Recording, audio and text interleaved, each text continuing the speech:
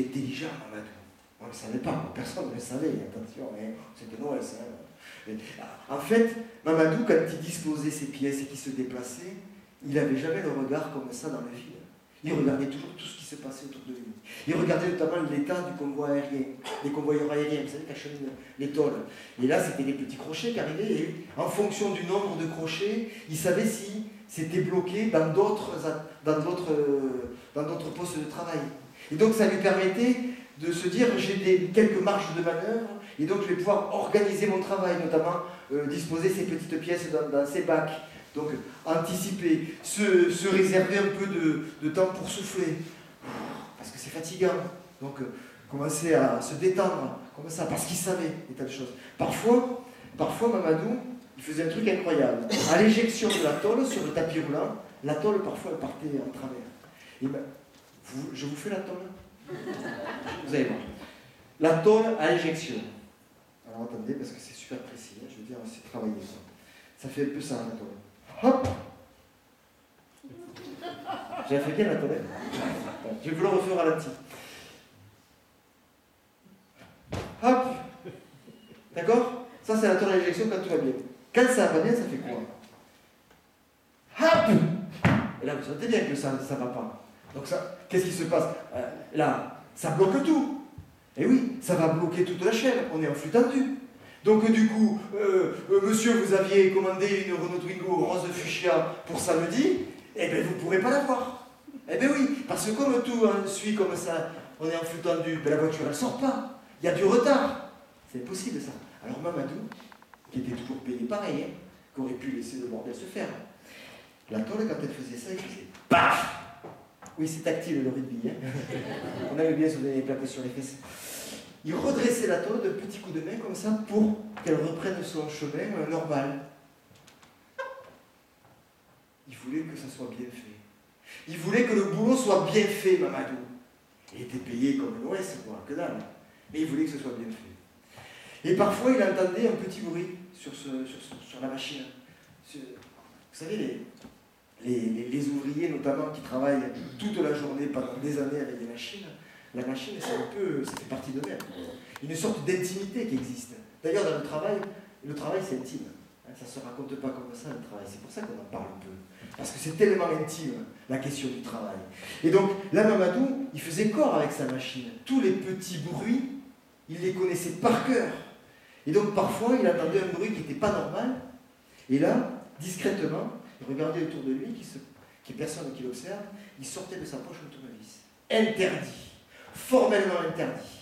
Et il faisait un micro-réglage pour que ça roule bien. Quoi. Interdit parce que lui, il était OS.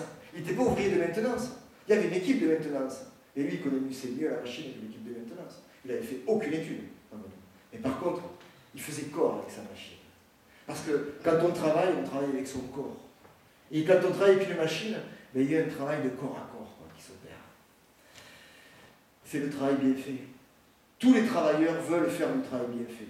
Et quand on a compris ça, on peut s'interroger sur, mais alors, pourquoi le travail n'est pas toujours bien fait? Alors, ça s'appelle l'intelligence rusée.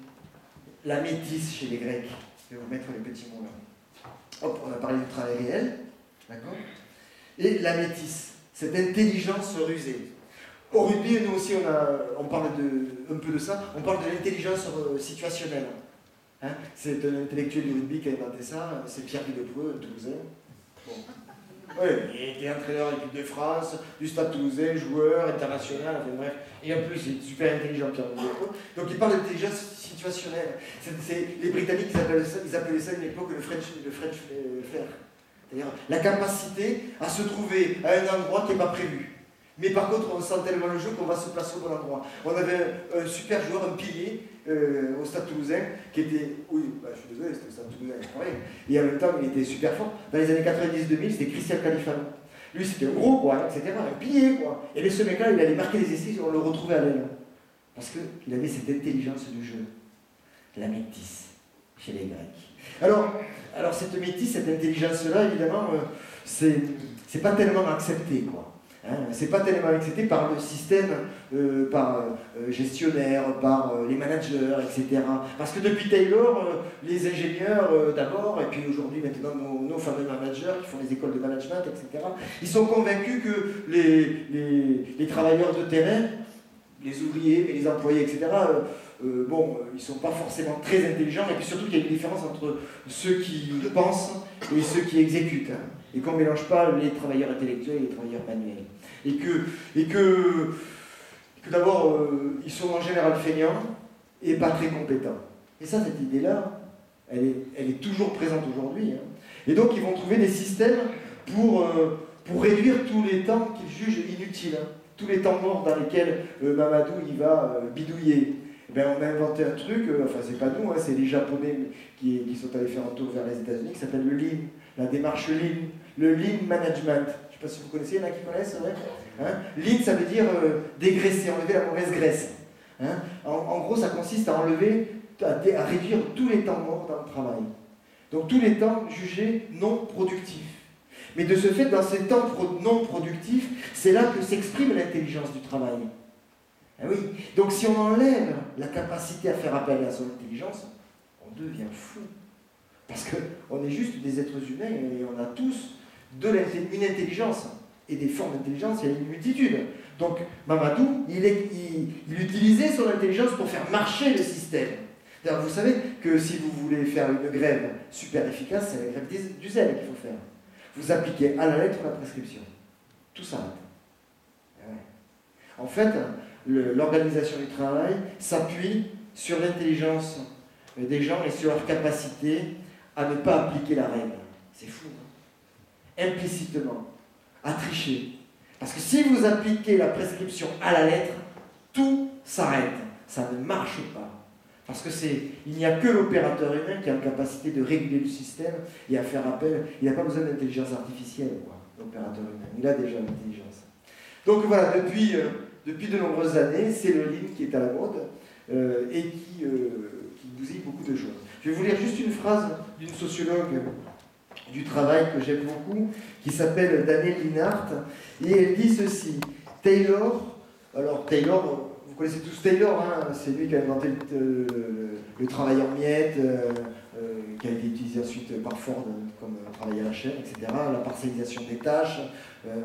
Donc Taylor préconisait de dépouiller les ouvriers de ce qu'ils ont de plus précieux, leur connaissance. Et dans l'idée de la parcellisation des tâches, il y a l'idée que les ouvriers n'ont plus besoin de penser, car tout est pensé, prévu, dicté à leur place.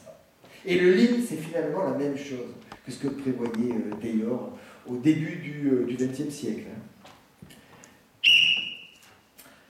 Alors, il faut que je vous raconte des histoires de ma vie privée quand même. Ça va, toi bien? Moi, quand j'ai arrêté l'ergonomie, en fait, c'était pour redescendre sur Toulouse et rentrer dans la grande maison de l'éducation nationale. Et je suis devenu prof en lycée professionnel, de français et histoire géo. Et moi, j'avais envie, en fait, d'aider les jeunes des lycées pro à réussir dans la vie, hein, et à récupérer l'écart avec les jeunes des beaux quartiers. Et parce que les jeunes qui sont en lycée professionnel, beaucoup sont issus de familles relativement modestes. Donc voilà, moi j'avais eu l'ambition de rééquilibrer le truc, quoi. Donc je voulais faire ça avec... et puis on était d'accord avec Jean-Luc. À l'époque, Jean-Luc, il était mon ministre de l'enseignement professionnel, ministre délégué, Mélenchon. Vous le connaissez peut-être. Et donc, on y croyait, quoi. On pensait qu'on allait réduire l'écart entre les couches populaires et les couches bourgeoises, hein, avec l'école. Donc moi, j'ai essayé de faire des tas de trucs comme ça. Hein. J'ai vachement cru. À un moment donné, j'ai même été ce qu'on appelait correspondant académique pour la mission générale d'insertion.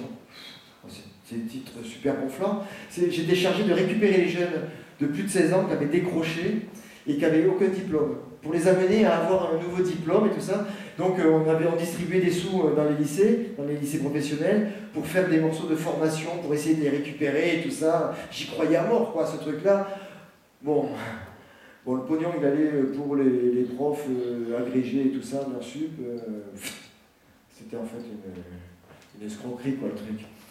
Mais bon, j'ai continué à y croire quand même, que je pouvais faire des trucs dans l'éducation nationale. Et donc, à un moment donné, j'avais une classe de jeunes, 15-16 ans, industriels, qui préparaient des diplômes on est passé des indus, quoi.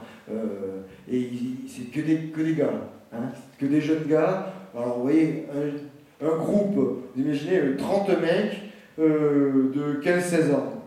Vous voyez, déjà qui commence à parler de filles. Ouais, bonne, c'est quoi bon. Et puis c'était beaucoup ça, vous voyez, ça descendait beaucoup à ce niveau-là, quoi, hein, les conversations. Vous avez les gars, les mecs, quand ils sont un peu entre mecs, des fois dans les vestiaires de rugby, on vous dit pas tout, mesdames, parce que bon, ça se dit pas, mais bon, des fois c'est pas très. Hein.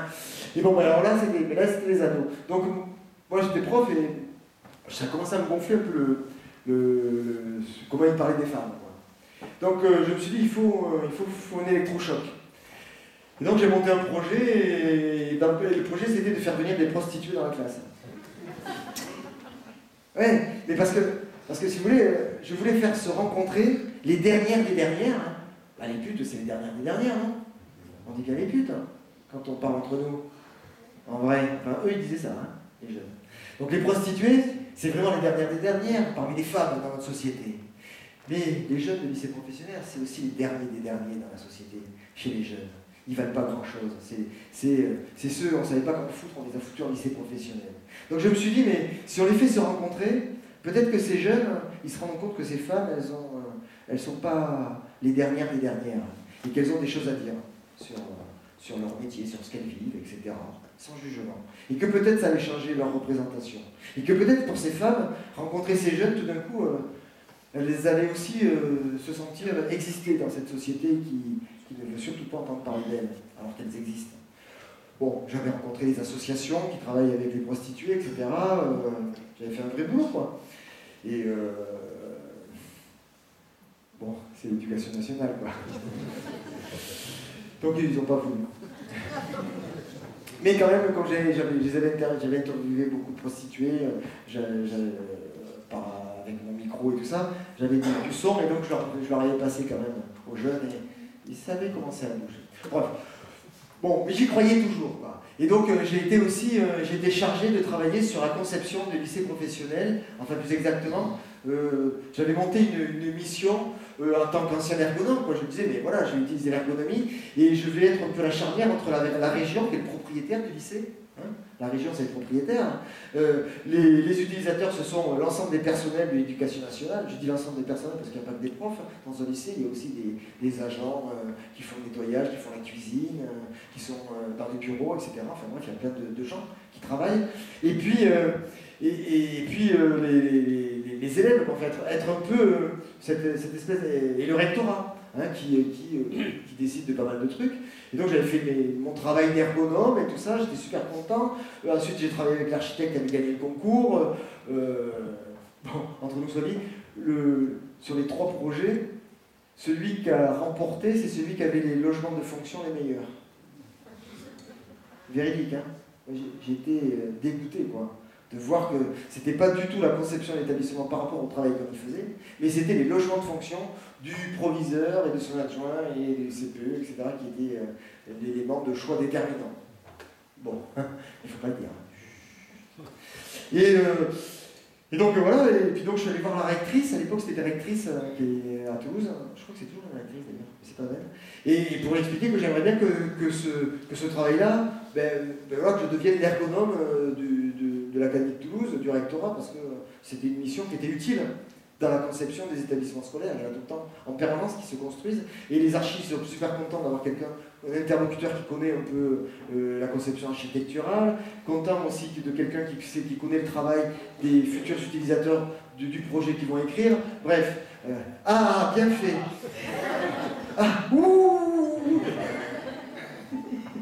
Et donc voilà, moi j'étais super content de ça, et je pensais que c'était utile, quoi. Donc je suis allé rencontrer la rectrice, et là elle m'a renvoyé que j'étais un petit prof, quoi. Juste un petit prof, et que mon boulot c'était pas les élèves, et puis qu'on s'en foutait, quoi, de la conception architecturale. Qu'est-ce que c'était cette histoire? Puisque voilà, moi j'étais ma grille de carrière, mon évolution, machin, mes rails jusqu'à la retraite, et puis que voilà, elle m'a renvoyé à ça, ça a été super violent, quoi. J'ai pris ça comme un mépris absolu de tout le travail que j'avais pu faire pendant 2 ans sur ce projet-là. Mais vous la connaissez, cette actrice, elle a progressé depuis, elle est devenue ministre. Ouais, ministre de la Justice, dites donc. Avec qui je vais parler? Notre ministre de la Justice. Belloubet. Madame Belloubet. Voilà, elle était rectrice à Toulouse. Bon, voilà. Et bon, donc je suis redevenu prof, machin, et puis quelques années plus tard, j'ai démissionné. Bon, enfin, moi, je ne vais pas vous faire pleurer non plus. Bon, vous savez, dans toute rencontre sportive, quand même, les équipes, elles ont des stratégies de jeu qui sont parfois différentes les unes des autres. C'est pas les mêmes. Et entre l'équipe des rouges et l'équipe des bleus, c'est pas la même chose. Chez les rouges, depuis le 19e siècle, alors on va dire depuis le début du 20e en tout cas, tout s'est fait par la bagarre, par la lutte. On a commencé, on a fait des grèves, on a bloqué les usines, les administrations, on a fait des manifs dans la rue, on a séquestré des patrons, on a déchiré des chemises. Enfin voilà, quoi, ça s'est jamais fait. Les conquis sociaux, ils sont pas arrivés comme ça. Ça a été dans la lutte. Tous les conquis, ce sont des conquis. C'est pas des acquis. Parce que c'est des acquis. Imaginez le truc. Alors, il y a Philippe Martinez qui rencontre Pierre Gattaz. Ils se rencontrent comme ça, un jour comme ça. Et il y a Martinez qui dit bon alors, écoute, il a l'accent parisien, Philippe Martinez. Écoute Pierrot, alors je vais te dire, maintenant on va faire un truc simple. On va faire 8 semaines de congés payés. D'accord. Voilà, on veut ça. 20 heures de travail par semaine payées 40, quoi, normal, ok. Des vacances scolaires, des vacances. On va réduire les cadences aussi, de moitié, les cadences, les objectifs, tout ça, on arrête un peu ces conneries. Ça te va? Alors vous avez remarqué qu'on est un peu comme ça, Pierre Gattaz. Oh bah oui, écoute mon filou, bien sûr, on va faire ça, pas difficile. Écoute, ouais, on va faire ça, on va juste réduire les dividendes des actionnaires. Ouais, ça marche pas comme ça. Les congés payés, c'est pas comme ça qu'ils ont été gagnés. Non, il n'y a pas eu de discussion sympatoche entre... Non, les patrons, ils n'ont pas filé ça gratos, quoi. L'interdiction du travail des enfants, la réglementation du travail nocturne, l'égalité femmes-hommes dans le travail, ça s'est pas gagné comme ça. C'est pas gagné, quoi? Non. D'accord. Le CHSCT, ça s'est pas gagné. Le CHSCT non plus, il va disparaître aussi, le même, alors. Comment ça, les heures de délégation, ils vont diminuer par 3 ou 4? Oh non, on va quand même pas vous professionnaliser dans le nouveau...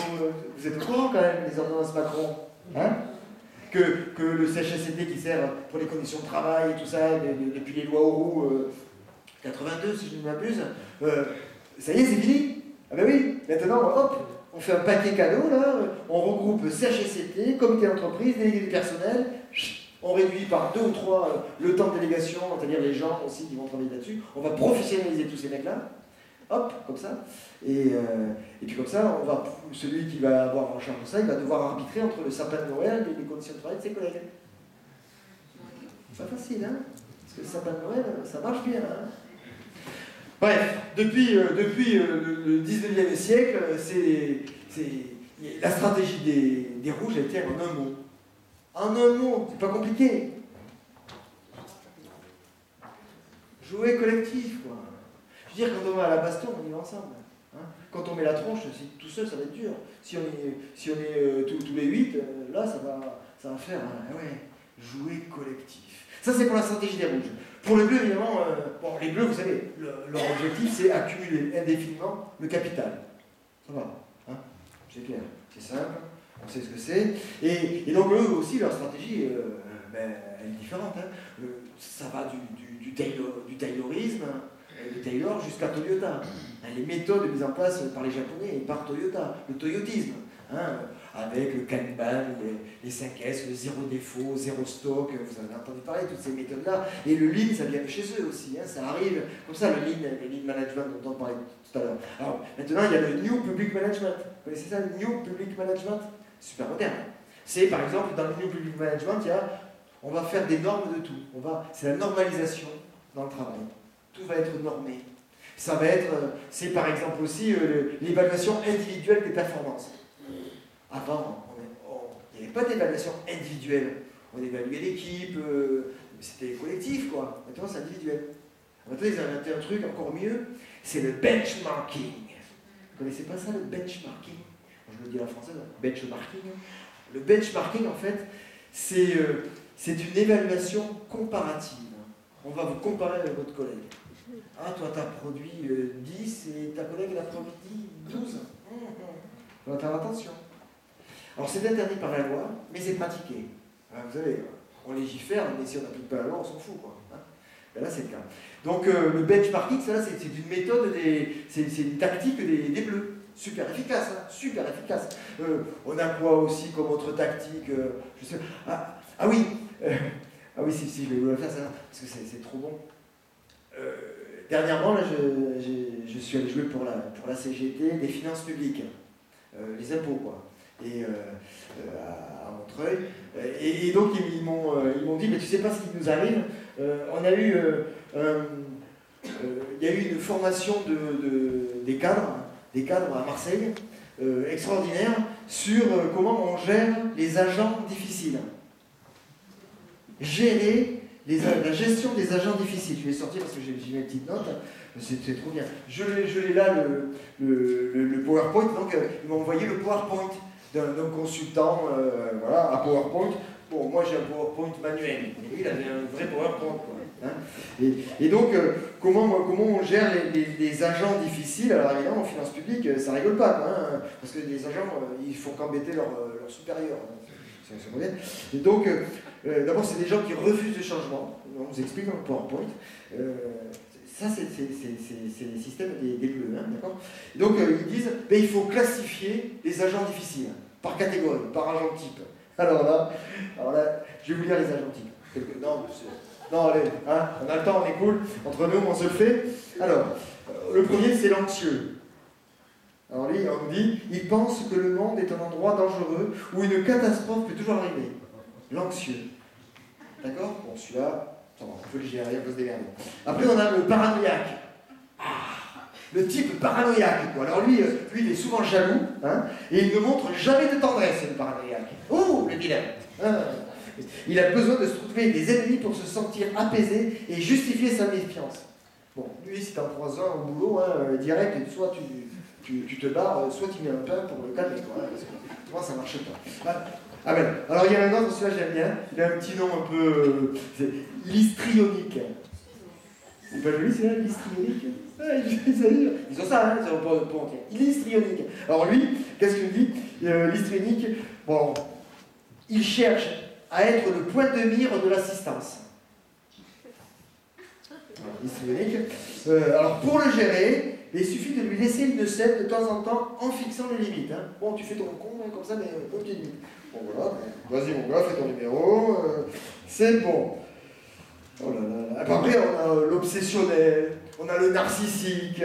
C'est ça en finance publique. Hein. Alors celui-là, le schizoïde. Bon, lui, il fout la trouille, hein, quand même. Bon, en plus, il n'est pas facile à deviner, quoi, l'histrionique. Alors que les autres, ils sont super faciles à deviner. T'as tout de suite dit qu'ils étaient cons, quoi. Lui, le schizoïde, tu sais pas, quoi. Il est un peu comme ça, il doit être fourbe, tu vois. Un truc comme ça. Bon, si tu vois un schizoïde, pardon, tu lui sautes à la gorge, tu l'étrangles, là, parce que... Mais il y a pire. Il y a pire que le schizoïde. Le schizoïde, il y a pire. Lui, il n'a même pas de nom. Il l'appelle le type A. Le type A.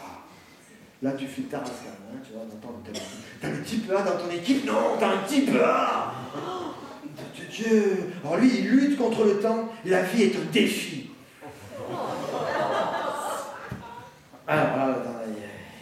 Bon, en fait, calme-toi, hein, il faut juste ne pas négocier à chaud avec lui. On te dit ça, hein, pour le gérer. Hein, parce que il est irritable et souvent irascible, le type. Ah non, non, non. Et puis, alors, je passe sur les passifs agressifs. Ils résistent face à la hiérarchie. Ils sont passifs et agressifs. C'est pas facile à choper sur, hein, le passif agressif. T'as aussi les dépendants. Bon, ça, c'est les tafioles, hein, c'est bon, on dégage. Hein. Il y a les déviants. Alors, eux, ils doivent regarder un peu en biais. Faire gaffe, les déviants. Enfin, voilà, quoi. Enfin, les finances publiques, je vous le dis, j'espère que vous avez fait votre déclaration d'impôt comme il faut. Hein. Non, mais parce que là, c'est un repère de dangereux psychopathes. Hein. Alors ça, ce genre de PowerPoint, c'est une tactique des Bleus. Hein. Alors ça a été enlevé parce que la CGT, justement, qui a réussi à choper ce PowerPoint, elle a envoyé la direction, ça fait du bruit, etc. Donc du coup, ils ont calmé le jeu. Mais bon. Bon, il y a aussi une dernière tactique assez costaud, c'est la QVT. Vous connaissez la QVT? Oh, c'est joli, QVT. Qualité de vie au travail. Ah oui? Qualité de vie au travail. C'est terminé, quoi. Il n'y a plus rien de politique dans l'histoire. C'est la qualité de vie au travail. Avant, on parlait de la souffrance au travail, tu vois, en Chine. Il y a des mecs qui se suicident et tout ça. Non, la qualité de vie au travail. Alors maintenant, c'est vachement. On entend, niveau supérieur, maintenant, c'est le bonheur au travail. Allez, hein. Il y a même les managers du bonheur. Les chief happiness. Ah ouais, il y a des organisations, ça, dans des boîtes, ils nous vendent du manager du bonheur, quoi. Ouais, c'est beau, hein. Ça, c'est une tactique des Bleus. Puis tu as aussi les RPS, on en parlait tout à l'heure, les risques psychosociaux. Ça aussi, c'est une tactique des Bleus. Ça, hein, on ne savait pas. Bon, voilà, vous êtes pareil, vous connaissez les stratégies de jeu de tout le monde. Très bien.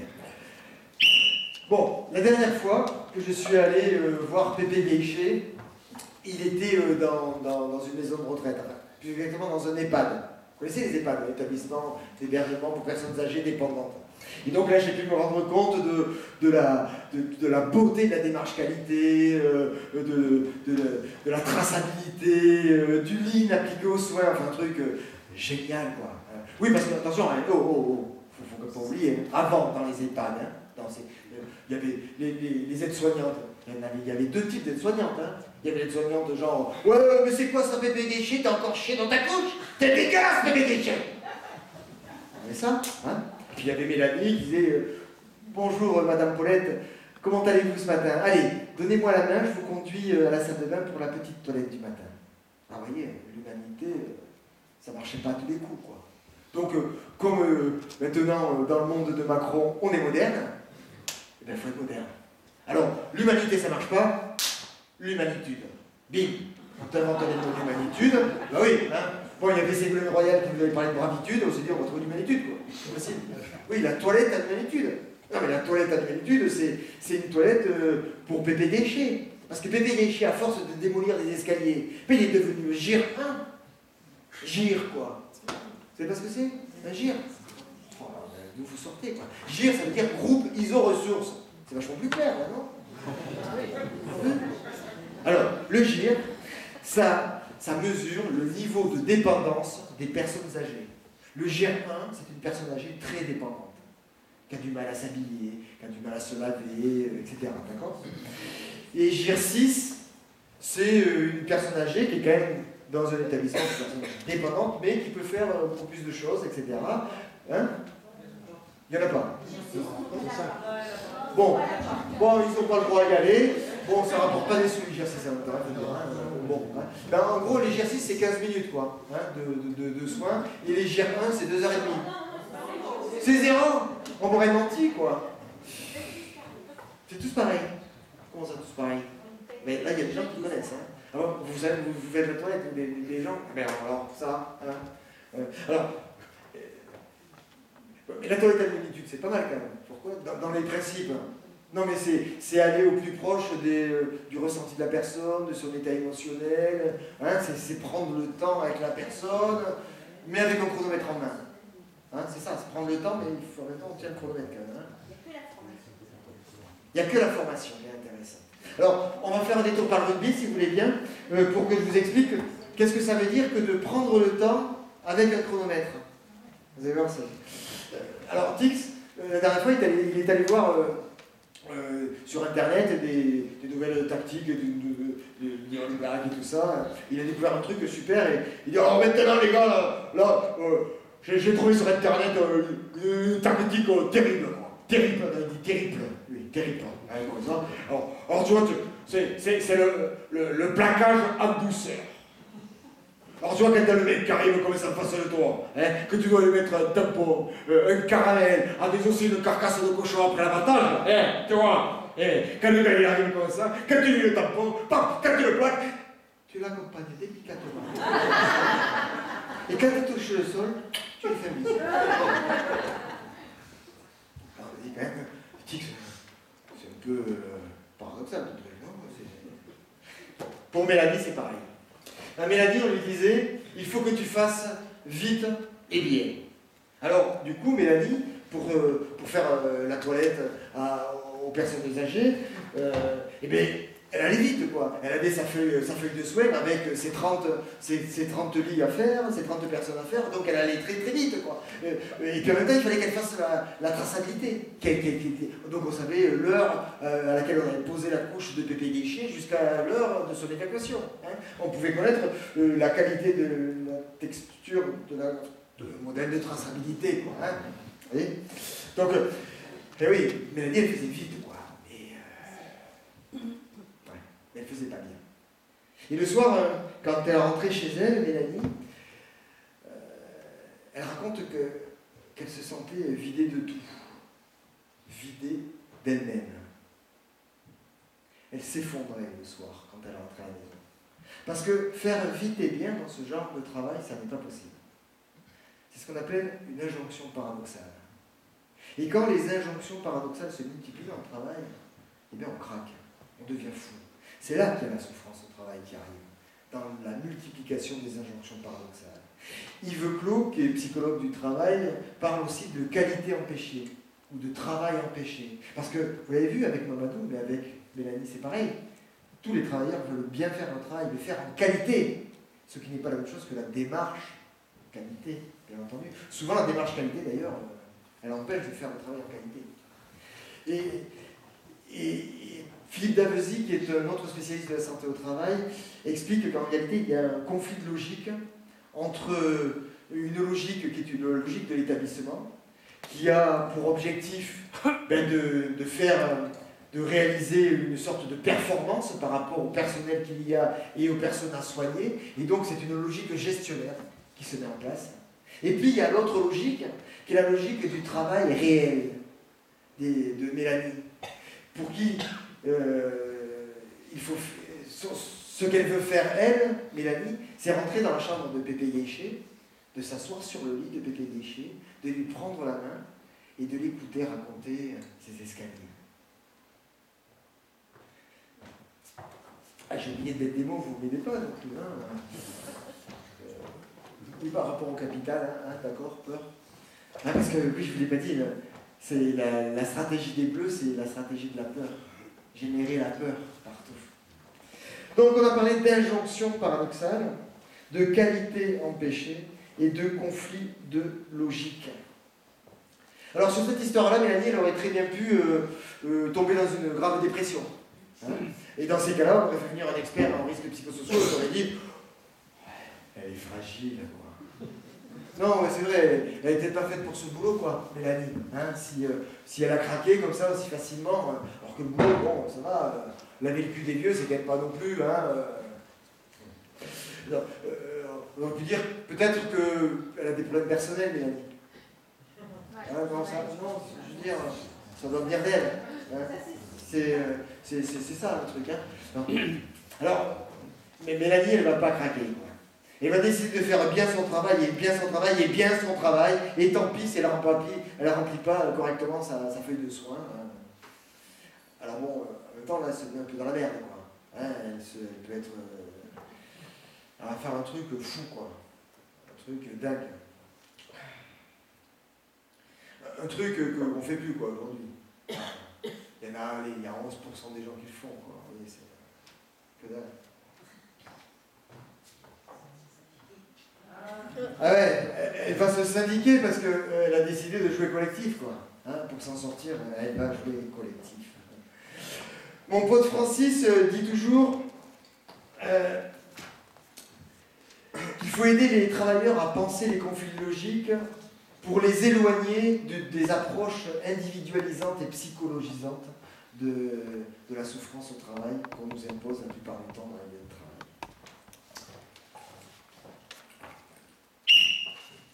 Alors, je sors de l'EHPAD et je récupère ma voiture. Et puis là, sur la voiture, clac, une grosse fissure. Vous faites quoi, vous?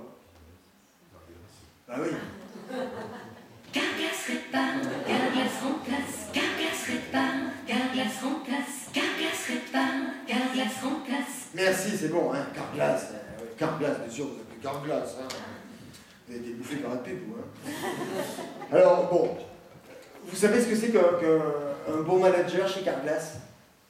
Mais c'est un mec qui sait évaluer ses collaborateurs. Ses collaborateurs. Collaborateurs. C'est pas beau comme mot, ça, collaborateur? Collaborateur. C'est dingue comme ce mot, là, toutes les sauces maintenant. Vous avez pas remarqué? Collaborateur, on en met du partout du collaborateur. En 1945, on n'en parlait pas pareil. Donc le bon manager, c'est celui qui sait dire à ses collaborateurs quand ça va et quand ça va pas. Bravo et pas bravo. Hein. Mais là où il y a une phrase, moi, qui... je vais vous lire une phrase d'un des managers de chez Carglass parce que c'est super profond. Quoi. Non, là, il ne faut pas rigoler. Je vais la lire parce que je ne veux rien louper, quoi, comme message. Hein, là, il faut écouter. Hein. Philosophiquement, ça va chercher loin. Alors, il dit ceci, citation. On veut que chaque client qui soit en contact avec Carglass se dise « Waouh !» Waouh! J'ai eu une expérience exceptionnelle. Je ne m'attendais pas, en contact à Carglass, à vivre ce niveau de proximité, ce niveau de qualité de service. Vous savez pas les poils, vous? Moi, ça me fout les poils quand j'entends ça, mais c'est dingue, quoi. Il dit ça en vrai, hein? Non, mais j'ai rien inventé, hein, je vous assure. Et vous voulez pas qu'on essaye le waouh? Allez, non, c'est pas le waouh. Allez, j'y vais. Waouh! Waouh! Non, mais vous voulez pas bosser chez Carglass ou quoi? Non. Bon, vous évitez un peu de cœur, s'il vous plaît, là, parce que là, c'est deux possibles, le truc. Waouh! Waouh! Ouais, alors, d'accord, dans l'intensité, c'est un peu ça. Mais par contre, c'est pas celui-là, le waouh. Parce que le waouh, si vous voulez, c'est un truc... Pardon, madame? La crêpe. La crêpe waouh? Je ne connais pas. C'est breton? Ah, mais d'accord. Ah, c'est pas mal, ça. La crêpe waouh. Alors, on va voir si la crêpe waouh, elle est comme le waouh de chez Carglass. Hein. D'accord. Et elle est comment? C'est quoi la garniture de la crêpe waouh? Il y a tout? On met tout sur un frigo et on fout dans la crêpe waouh. C'est ça la crêpe waouh? D'accord. J'aurais plein de trucs. Bon, un peu de sérieux s'il vous plaît, parce que si vous voulez vraiment bosser pour Carglass, il va falloir que vous maîtrisiez le waouh. Parce que le waouh, c'est pas du tout ce que vous avez fait. Bon, d'accord, vous avez fait un effort, on est d'accord. Ben, hier, en raid.